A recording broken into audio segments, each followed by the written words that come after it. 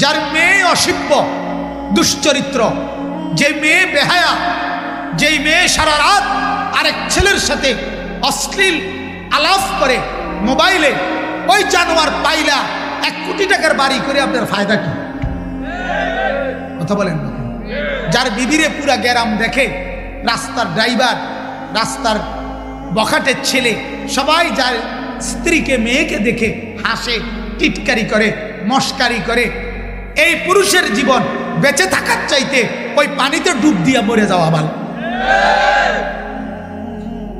মরে যাওয়া ভালো বেটা।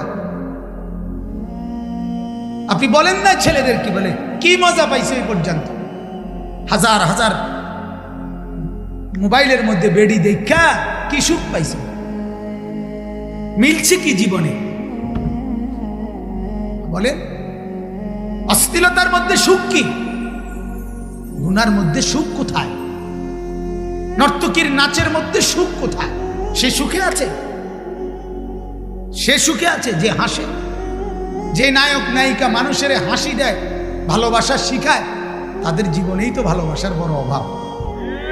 তারাই তো চরম দুঃখী, তাদের চোখের পানি তো রাত্রে ঝরে, তাদেরই তো স্বামী সন্তান স্ত্রী নিয়ে অনেক বেশি অশান্তি। হ্যাঁ,